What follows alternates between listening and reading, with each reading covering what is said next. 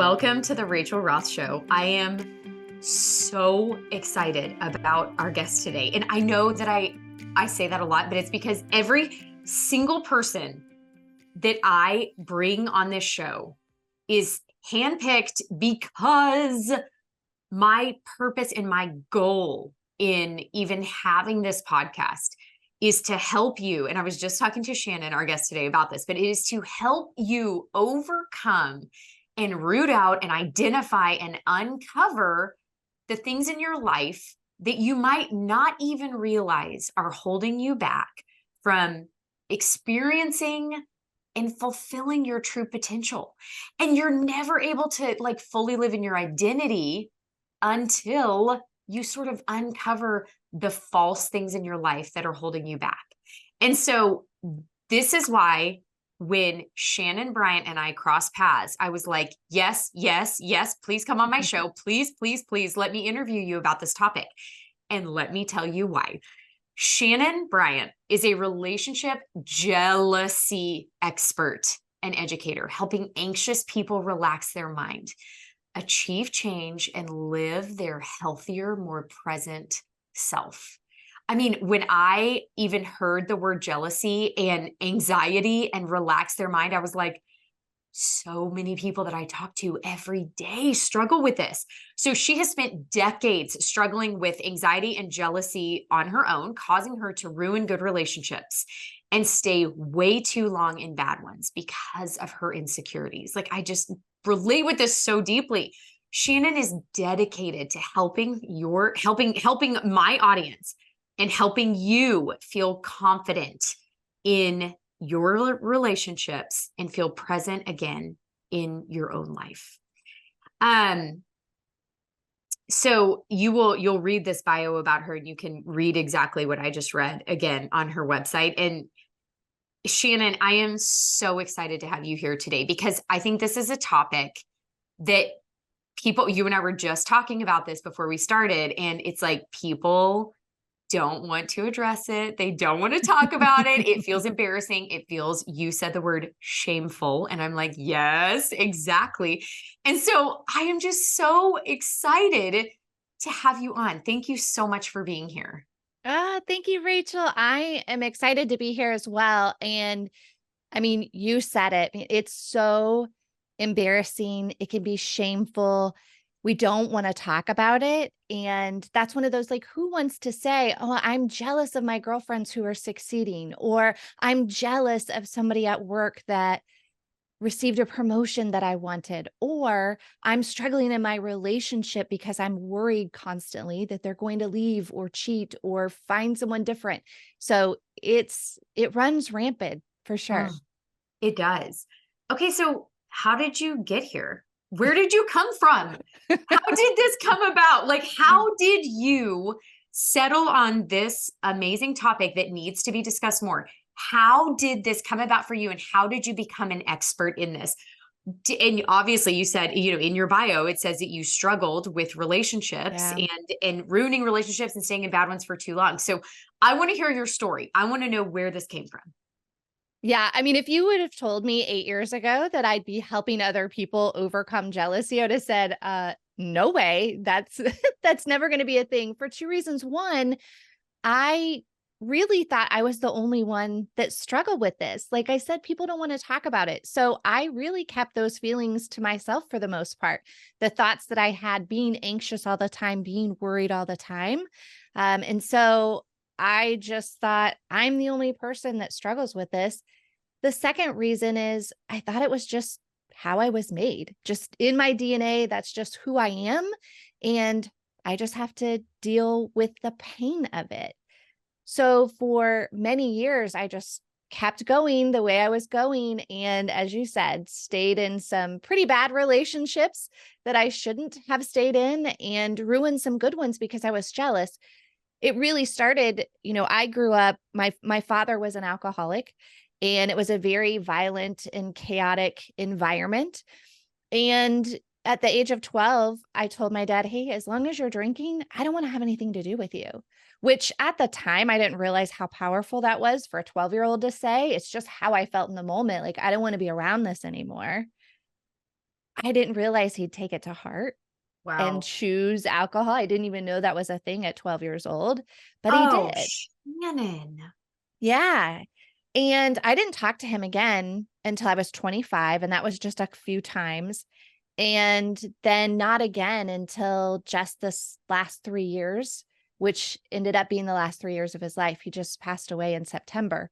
We were able to create this beautiful relationship in the past 3 years, but it really left me with this feeling, which I think happens a lot for people. And it was, I'm going to be, I have to protect myself because no one else is there to protect me. I thought, if my own dad doesn't love me, why would anyone else love me? And I just felt like I wasn't worthy of it. Oh, girl. I mean, that just breaks my heart. And you Uh, said that you told him that at 12. And like, yeah, that is so profound. And that is so mature. Like for a 12-year-old to say that, I did not expect for you to say that he chose alcohol. I mean, mhm. that is devastating. And it absolutely makes sense why you would have those struggles as a result of that. I am so sorry. Thank you. But that's one of the greatest gifts that I've been given is how do I take all of that pain that I experienced for decades and now I'm able to help other people and help them see these beliefs that they're holding on to that are standing in their way for various different reasons. Maybe their story isn't the same as mine, but there are various reasons why someone would then become jealous and anxious and fearful all the time. Yeah, golly. So if we if we kind of fast forward and now we understand the basis of jealousy in your life, but not everybody has that same story, right? Yeah. Like not everybody. So I kind of want to understand the fundamentals of where does jealousy come from? I mean, talk about like the Old Testament Mm, in the Bible, like yeah. jealousy way back when, since the beginning, right? Like this Yeah. is as old as time. You Yeah. hear about jealousy. And so, and it's still just as applicable and just as relevant and current today. Where does jealousy come from and why does it exist? Mhm. Yeah, you're right. It's from way back when we were creating, and there was a reason for it. Jealousy, I always say jealousy is actually the solution, not the problem. Ooh, Jealousy is a solution, not the problem. It's there for a reason. It's there to show you something, to get you to look at something. And we talked earlier when you and I were talking about awareness. That's huge. So it's saying, hey, you need to look at something. Way back when it was, I am going to find the man, the person that I think is going to protect my children, who's going to give me children, protect them and keep me safe. And I'm going to ward off anyone that I think might be a threat to that. So early on, jealousy was a really great thing. Unfortunately, we don't need it so much in that sense, in that as dramatic as that anymore. But it will show up sort of, there's three areas. So projection, protection, and competition.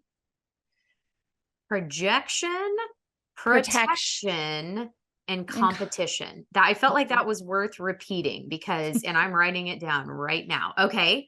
Super interested. Continue. I'm just hanging on your every word. Yeah. So projection's going to show up. A lot of times we feel like sometimes you get that sense of, oh, just an initial, like, maybe I don't care for that person, or we just didn't gel. We didn't mesh well.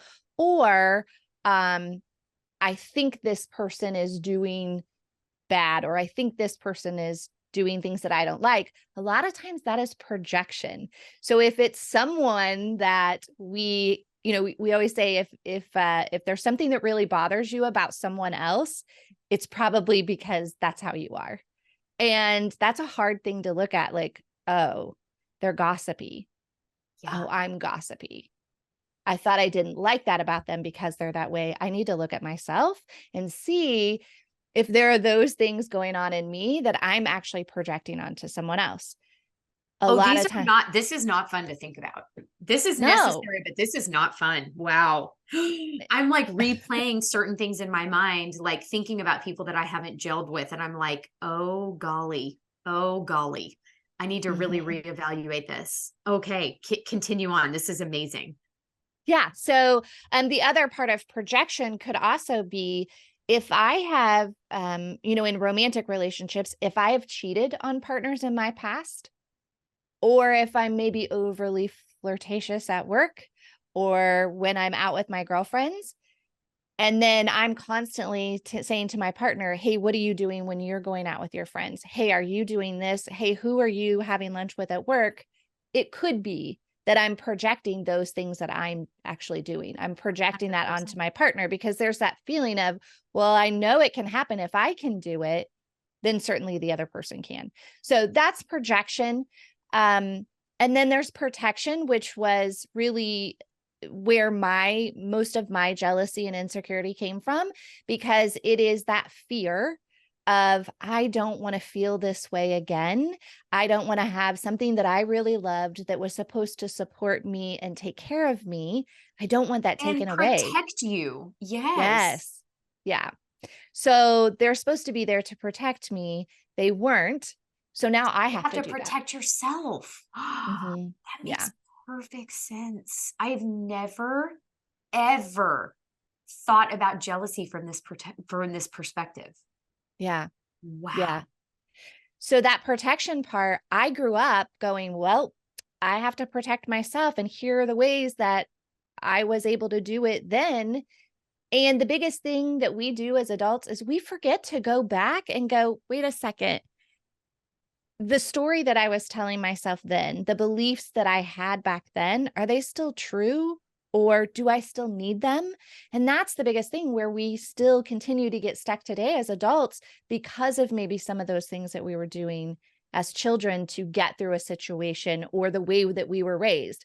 One of the things that I try to tell my clients is we have to sometimes, change the way you were raised, in a sense of, if you were in that protection mode and you learned how to do protection things, then those aren't serving you anymore. And actually, not even just serving you, they're not helping you. So that's protection.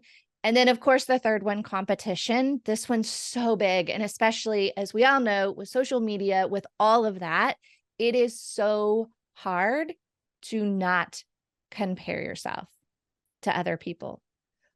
So Whether competition slash comparison, or comparison, competition comes from comparison. Explain that to me, because I get it, but I want to yeah. know, this is a huge deal. Yeah. So I could look at, you have an amazing social media, page. You have all kinds of beautiful things happening. I could look at that and go, oh my gosh, Rachel is gorgeous. She has this, she's doing this. Her personality is this. What we often do is take then something away from ourselves when we Yes. do that.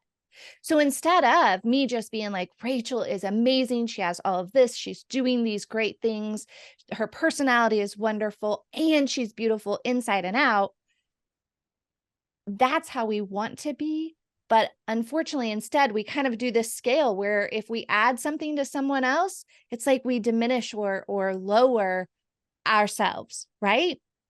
I Yeah. mean, you are just speaking so much truth. First of all, I just want to insert really quickly that I have to constantly work on inner beauty, because let me just tell you, my husband sees me when I first wake up in the morning, and Instagram and everything else is just smoke and mirrors. Like, none of it is true. None of it. It's all like, right. Like, just because I know how to do my hair and makeup doesn't anyway. I just want you to know, and anybody listening, that like, I work on my inner beauty 1 billion times harder than I ever work on my outer beauty, because I know what matters. But saying that, oh my gosh, Shannen, like as you're describing this, I can find myself, if I am scrolling for inspiration on Mhm. literally anything, bookshelves. I'm building a new home office right now upstairs, and I'm like, I'm looking at bookshelves for inspiration. I can find myself not even about somebody beautiful. Don't even get me started on that, Yeah. because then I can pick myself apart like nobody's business. But even somebody's home. And I'm like, oh my gosh, oh my gosh. And they have this and they have this and they have this. And I wish I had this. And the Mhm. comparison and the competition. And I find myself, this happened to me last night, Shannon. Mm. I found myself after an hour of scrolling and looking up different things and researching and doing different things, feeling so bad about myself. And that's Yes. like embarrassing. That's actually kind of embarrassing to admit to you. I know that we talked about embarrassment. I feel ashamed. I'm just gonna, hey, counselor Shannon, my therapist, Shannon Bryant. I'm gonna just tell you, you are calling out exactly what I felt last night. I felt embarrassed and ashamed. I felt embarrassed that I cared about somebody else's life more than how I could serve others. I felt embarrassed at the shallowness of that.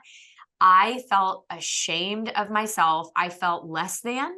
I felt all these things. And I stopped myself and I caught myself feeling that way. And I redirected my brain, but that is only after years of inner work and Yeah. working on becoming a stronger person. I stopped myself and redirected. However, that kind of heavy, ugly feeling was there and still existed. And even though I redirected and changed my course, it still overshadowed my evening. And so Yeah. I'm so fat. Anyway, that was a long winded way of telling you, you are preaching to the choir. And if anybody thinks that I don't experience that because I've had a teeny tiny bit of success on social media or whatever in business, like, just know every single person on the planet struggles with this. But I want to know how we can get better. So there are a lot of things. Thank you for sharing that story, because it is important for people to hear that we all struggle with that. We all at times can succumb to that comparison piece. And so it's important. I love what you did, which really is a great bridge to how do we handle some of this stuff. And one is really being present in your life, working on being in the moment, because what we tend to do, I call it now NOW. So when you find yourself worrying about or wondering about something before, so no old wondering, when we go back in the past and think about like, oh, I Oh, should have done this. Oh, why did I make that bad decision? What if I had done something different? So we don't want to do that. We can't change the past. We can learn from our mistakes, but a lot of times we end up sort of in that pain that just brings us down. And then we kind of do that same thing of going, I'm not good enough. I didn't make the right decisions. Here's what I did wrong. I'm such a bad person. All of that keeps us there. All of that is going to keep you anxious. All of that is going to keep you insecure. So the minute you feel that, no old wondering, snap back to the present. The other thing is we get so caught up in the future, worrying about things that haven't happened yet.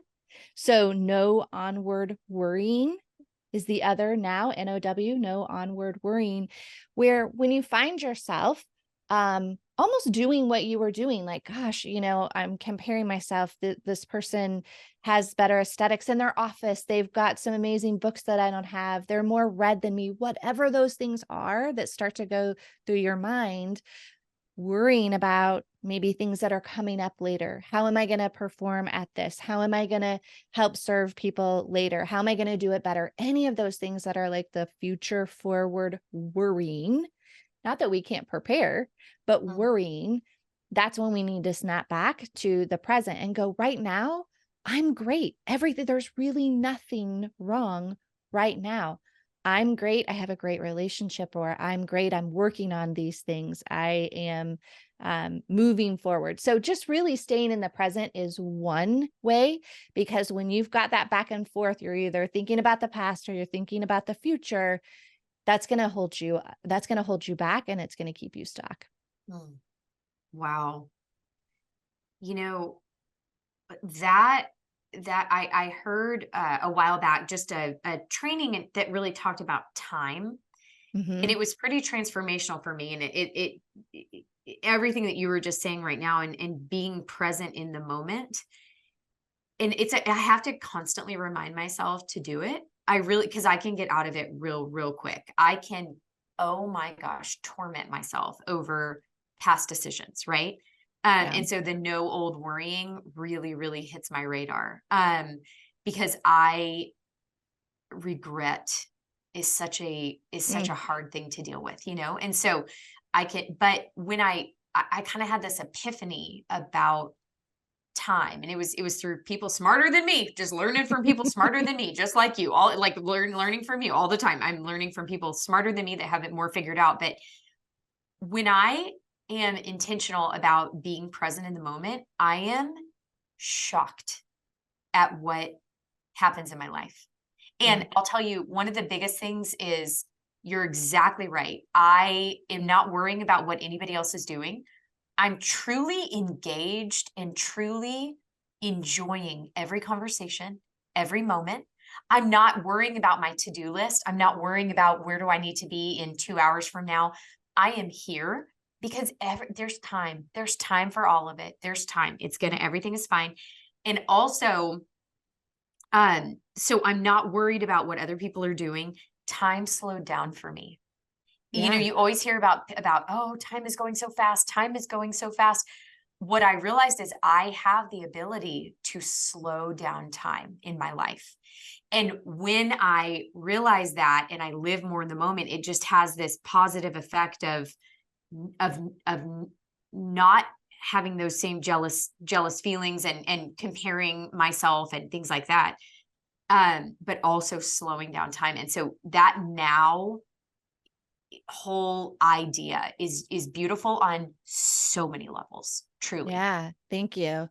I think, the second piece to that too is if you're able to do that and when you are more present in the moment, another really great thing to get us out of this jealousy piece, especially let's say there's a situation where somebody is you notice that somebody's more successful in business, or I mentioned maybe someone at work got the promotion that you wanted.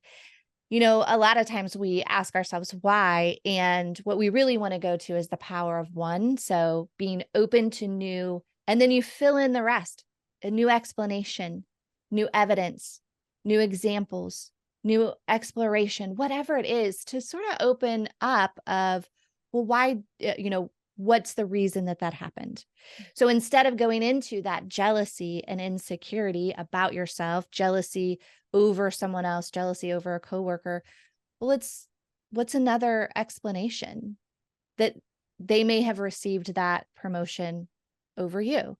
Because all of that brings back that awareness piece. Is there something that maybe you missed? Is there something that you need to start focusing on that then in the future, when your time comes, you're the next in line. It's coming to you. But a lot of times that will bring you back to some awareness in your life and something that, hey, let me look at this and see what I need to do. Mhm. Because we can control whether somebody else is getting accolades over us, but we can certainly control, you know, our our own self in what we can work on and how we can grow. You know, you have people coming to you that want to change, that want to address this, that want to get to the root of it. I am wondering how many people, that's a that's a tough decision. I mean, a tough thing to do is to turn it around, Yeah. self-reflect. Hmm. That's a really hard thing to do because that's not pleasant. My moments of No. self-reflection, I mean, I can be proud of myself for, like, accomplishing something or whatever. Like, when it's in a negative light, like, why do I feel jealous of fill in the blank? Like, that is hard Hmm. to do. Yes, it's super hard to do. I think it was Brene Brown that says everybody wants transformation, but no one wants to change. Right? Like that, because it's hard. Yeah. It's And hard to just look at turning around and yourself. saying, what is it inside of me that is Mhm. causing this ugly thing called jealousy? Because it's Yes. ugly. It's ugly no matter how you look at it. Like it is not, but, and so that's a tough thing to do. But when I actually started addressing my my reasons why I could want to compare, compete, Mhm. be jealous, feel insecure. When I started to uncover the reasons for that, my life became so much fuller because my focus became so much more about other people.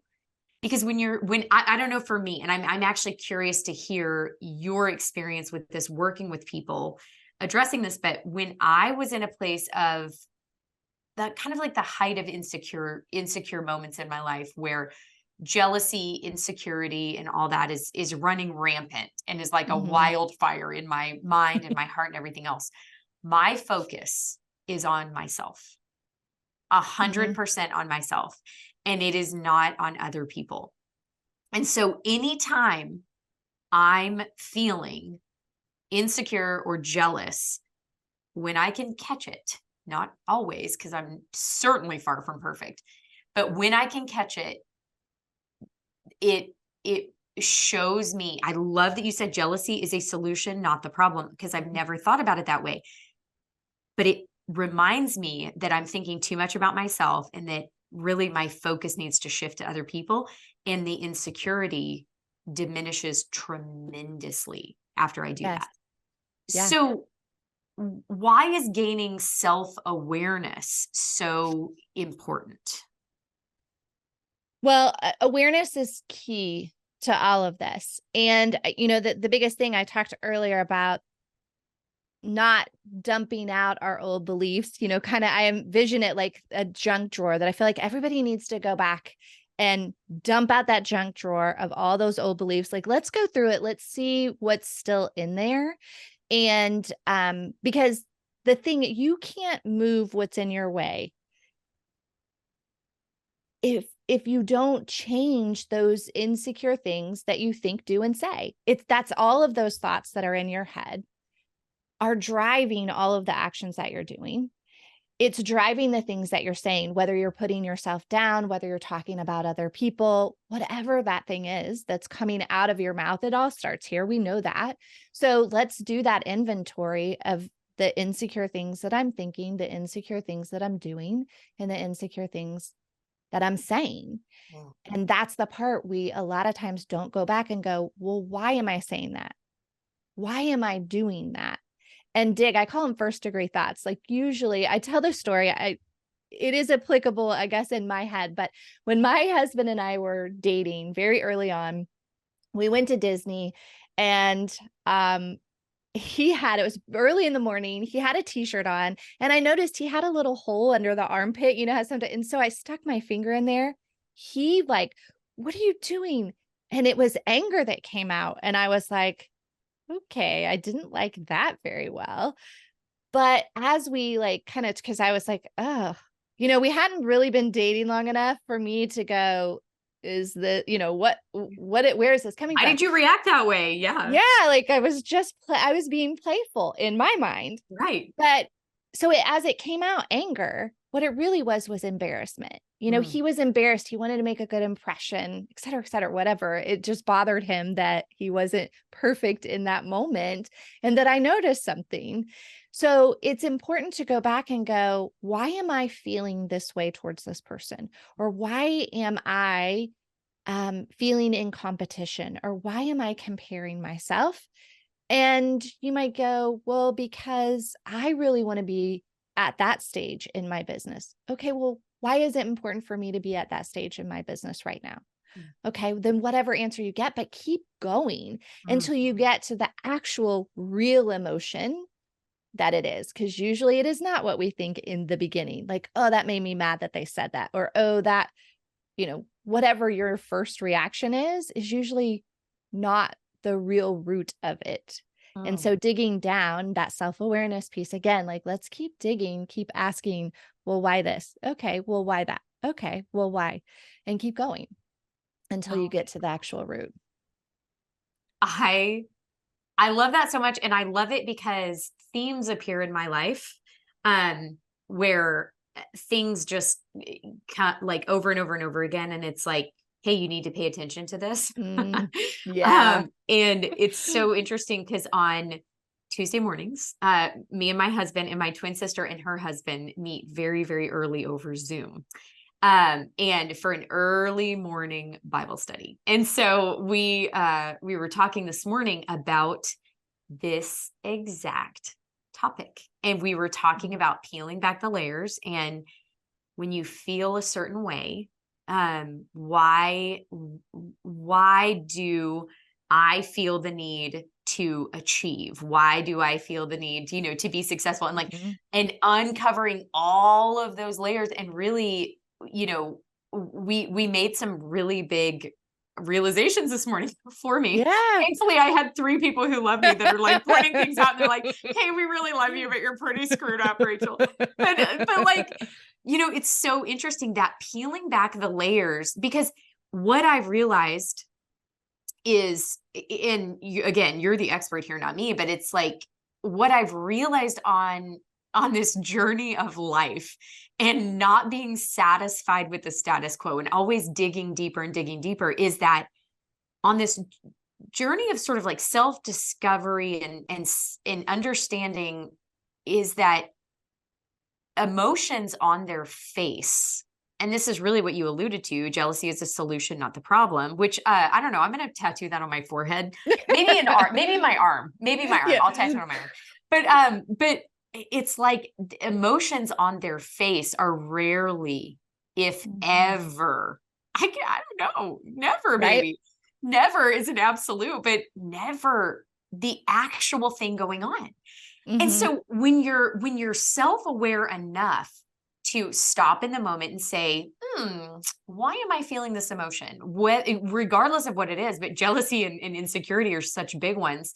It's like stopping and saying, let's peel this back and let me see if I can kind of understand why I'm feeling that way. It changes your entire life. It has changed my entire life, Shannon. Yeah. Well, I would imagine. So, my guess is when you are feeling in that comparison mode or that competition mode, you may have, again, that first degree thought, like, what do I feel about this initially? But as you peel back the layers, and maybe they helped you figure this out, is what really is at the bottom of it is, I just want to serve people as fast as I can and as many people as I can. And I feel like I'm not doing that. Like, I Mhm. feel like I'm not achieving that. And so that could be, what's at the root of it. And so then if you're looking at a situation of, okay, what it really is I'm trying to figure out how I can serve more people versus I'm trying to figure out why I'm not at this level in my business. Those are two very different things that have two very different solutions to them. So That it's really is about so getting to where it is. beautiful. I mean, that's such a much more beautiful way to look at it, because you're right. Like, that is my heart. You're exactly right. And I just need to know where I send my payment for today's counseling session. Where do I just invoice me, Shannon, for today? I mean, wow, that is, but like that's such a positive way to look at it versus what I typically do, which is beat myself up for having that emotion or having that thought. Yeah. It's like that's amazing. That just completely changed my whole mindset on that. Oh, thank you so Great. much. Ah, Golly. good, good. Okay, so if everybody feels like a normal, I have friends Mhm. that I can see are jealous and they're eyeballing every woman that walks in the room and comparing and looking them up and down, Mhm. comparing themselves and all that. And then I have friends who seem so confident in themselves that there seems to be zero jealousy, zero comparison, zero competition, zero anything. Yeah. So those people, I'm sure, have small uprisings in their heart of those feelings, but like, what is a healthy level what is an unhealthy level? What's normal? What's not normal? Does everybody feel it, or does some people really not feel it? I think generally everyone is going to experience jealousy at some point in their life. It may not show up all the time, or it may show up and then they're able to just brush it off very, very easily. That's most people. Mhm.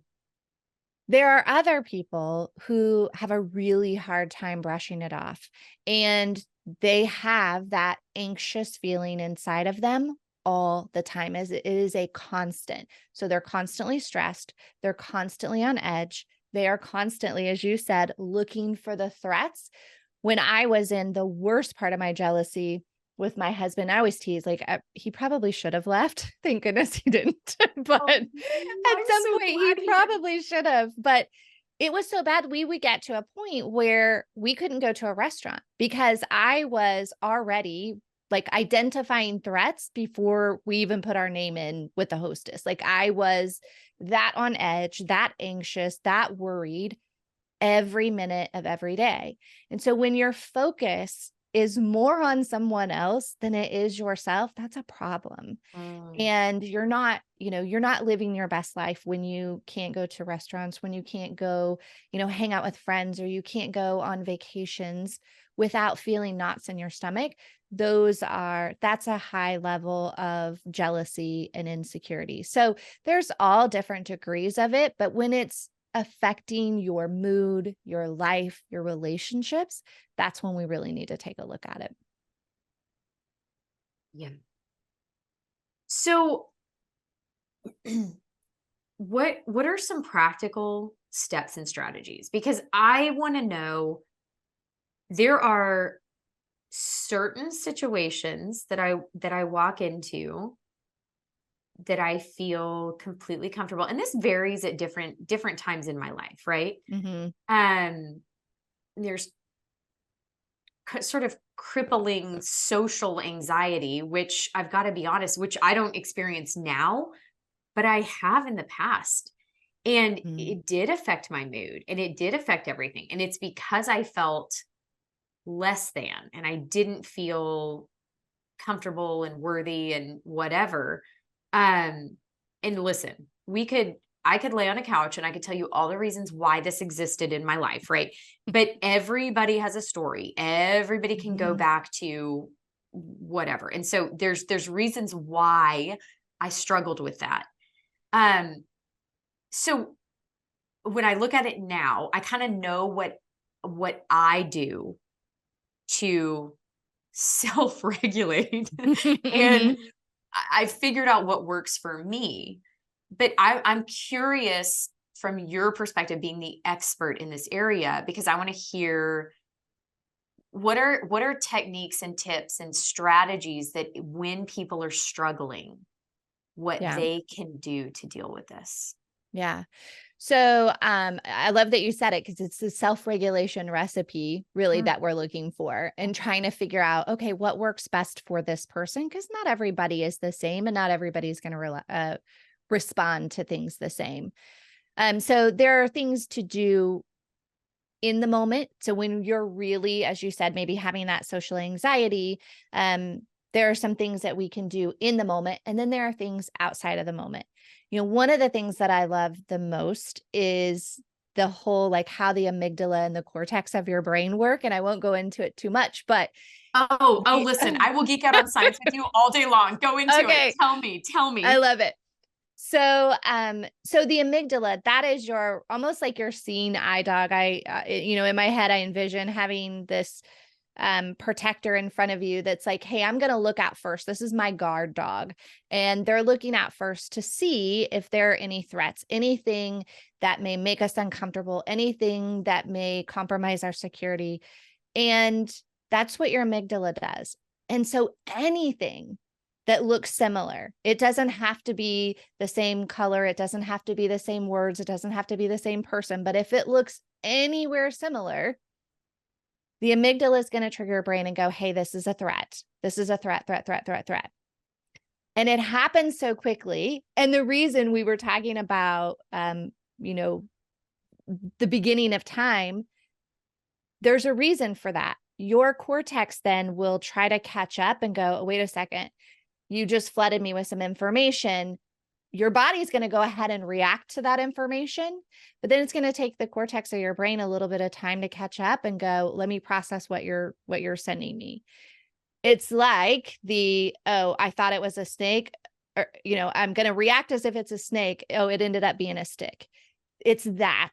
And so we have to understand that something initially may appear as a threat to us. It's going to send that information to our brain, and our body's going to react in that moment as if, hey, this is an actual threat. So you're going to feel all those emotions. And if you don't realize that, hey, wait a second, let the rest of my brain catch up. Hey, wait a second, just because I'm feeling this way doesn't make it real. So what we do a lot of times is go, oh, I feel this way, there must be something wrong. And we go with that there's something wrong. Instead of going, okay, wait a second, let me self-regulate. I know that that's just a warning. That's just a threat, especially in relationships. Like, oh, I've been burned, or even business relationships. Hey, I've been burned in this area. So I'm hypersensitive to it. When we don't always have to be, it just looks familiar. It looks like something that may have happened before.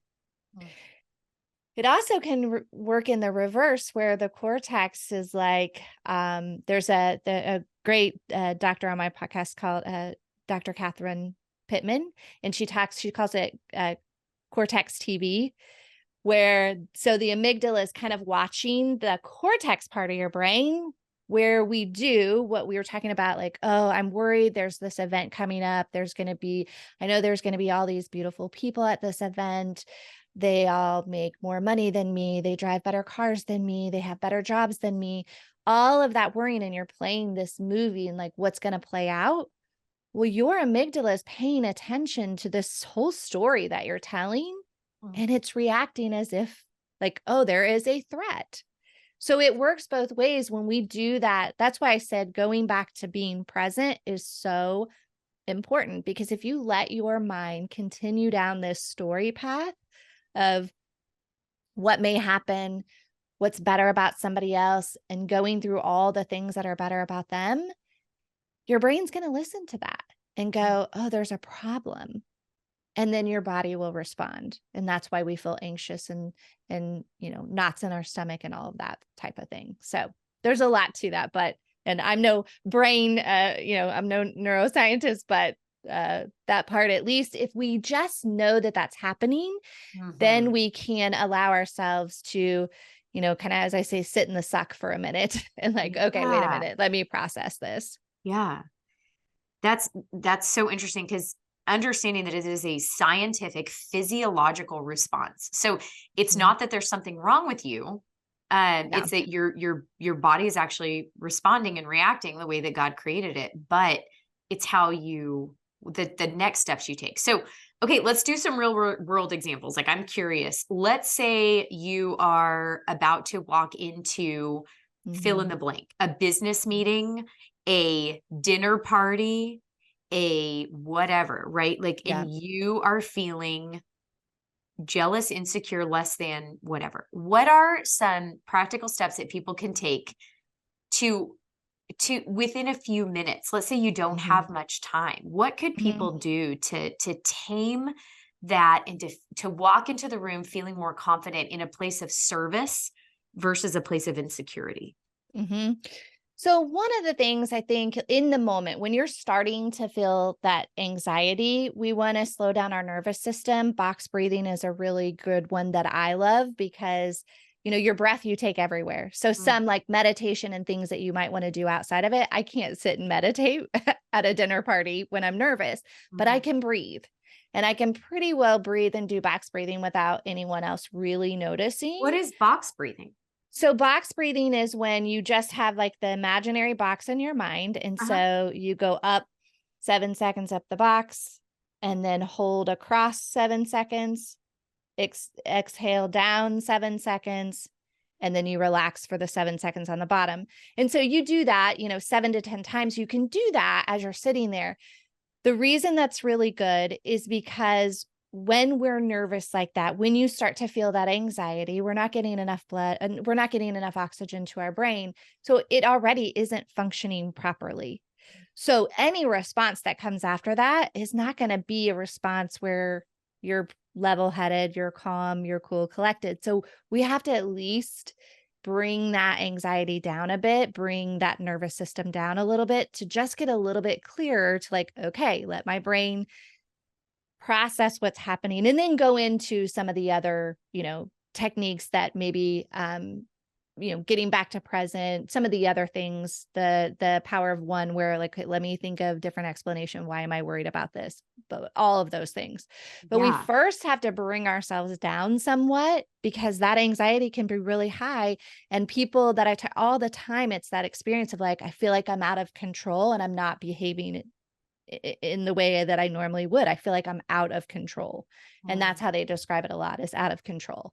And that's why, because we're so like, so, and that works like if you're getting ready to go on stage to give a speech, if you're in a boardroom giving a presentation, if you're trying to make a business deal, if you're out on a date for the first time, or, with somebody that you really like. So across the board, but you always have your breath and you can always do it in the moment. That's amazing. So what are some other like longer? So that's like in the moment if you only have a second. But what about Mhm. practical strategies or techniques that help people tame their jealousy, tame their comparison and insecurities? Mhm. These are, not as fun and exciting, but they're truth. And that Let's is hear it. getting Listen, truth is truth. We need it. We need it. Breathe it that, is, breathe into us. yeah. Yeah. It's all the things that we hear all the time that we tend to blow off. Exercise, getting enough sleep, maybe meditation if you like doing that. Meditation is a really good one. So those general things, when we are exercising, when we get enough sleep, all of that is going to help you, just your body more in regulation, just to have that calmer mind so that you can focus on the things that you need to. The other thing that I add into that is practice. So you need to practice box breathing or whatever your choice of, you need to practice that when you're not in that meltdown situation. Years ago in school, I learned CPR. I'm sure most of us did, but if you asked me how to do it today, like if something happened to you, Rachel, and I was responsible for giving you CPR, you would be in trouble. I don't remember it. I learned it once. I know about it. I know the general idea. Right. I I've don't seen know it if I in do it movies. well. That's Yeah, about the extent of yeah, it. Yeah. Yeah. exactly. So you might be in trouble. I wouldn't do it well. So it's the same thing with the box breathing technique, is even though it sounds simple, even though you're like, that's easy, I can do it in the moment. If you're not practicing it outside of those intense feelings, intense jealousy feelings, or intense insecure feelings, or right before you go into the boardroom, your body's probably not going to respond to it very well. And you're probably in that moment, your level is so high, it may not trigger and help as well in that moment. So practice, practice, practice outside of those heightened moments. That is so important to do, because that if I did that with CPR when there was an emergency, I'd know how to do it. It's the Right. same thing. And all of this leads back to self-awareness, because you have to be self-aware enough that you are going to feel that way in situations, because you know yourself, Yeah. because you are aware of how you respond, and then practicing in advance and like getting comfortable and then peeling back the layers and asking yourself when you're right now, there's I'm recording this podcast with you, Shannon, and my kids are at school. My husband is working outside the home. So I am by myself, right? It's quiet here. I Yeah. could take this moment to, wrap up this podcast and go turn on Netflix and fill my mind with busyness and noise. Or, you can take the quiet moments and on a drive or whatever and talk to yourself, and don't just numb yourself. Like really and truly start to peel back the layers, and you will be so happy. It's not always Yeah. easy, but it's so much more fulfilling when you really start to understand yourself and how you work. and how you can help other people. I mean, it's just amazing. So, Yeah. okay, I want to know, and we'll wrap up with this, but you came from a place. We talked about sort of the brokenness that you experienced before with the jealousy and the anxiety and the broken relationships and all the things. Mhm. What has this journey done for you now? Conquering this, and obviously we're never going to be at 100%, but Yeah. conquering this in your life and handling it so much differently. How has it affected you now? How are Mm. you different? How is your life different now because of it? Yeah. So I always say, we're not going to probably get rid of it 100%, especially somebody who struggle with it the way that I did and the way that I mostly work with people who are suffering from this. In fact, I had a trip to Costa Rica in January and I talk about it where I had a little mini meltdown that I haven't had in quite some time. And at the moment I was like, oh my gosh, just forget it. I can't help other people, do this if I'm not over it myself. And, I really went to this place for about 24 hours of like, oh, do I just throw it all away? How am I someone to talk about this? And my husband said, even more of a reason. Like you are, you need to go and continue to talk about this and share that story because people are going to have setbacks. We're going to have setbacks all the time. So it really has become this, my relationship one is completely different. Completely different, thank goodness.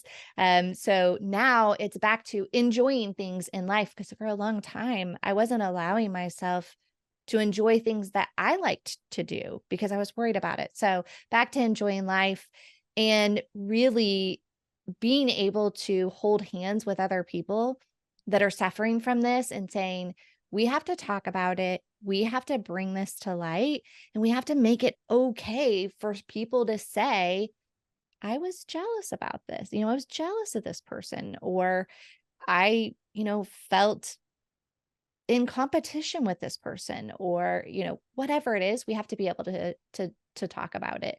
So, my life is completely different today and my relationship is completely different. That's so amazing. And now you're taking what you've learned to serve other people and help them get over it too. Yeah. It's beautiful. And it really is such a gift, Shannon, that you're sharing with the world because even even though I've done years of personal growth and in trying to become the best version of myself, years, I learned so much from you today in 1 hour, And so I think that this is just a topic that people don't like to think about. They don't like to talk about. They don't want to, but secretly they know is there. Mhm. And so it's so necessary. And I've just seen the difference in my own life of instead of competing with other people, collaborating with them instead, Yeah. right? And no two people are alike. And so when you're living in your true identity and it actually kind of it makes jealousy and competition disappear because Yeah. you're not comparing yourself to somebody else's identity because you're not the same person. You Yeah. are living as you as an individual, and so then you can absolutely hold hands and link arms with people and learn from each other and grow with each other and collaborate instead of compete, and a rising tide lifts all boats and Yes. everybody wins in that scenario. Everybody Yeah. wins, and it's like such a better place to live.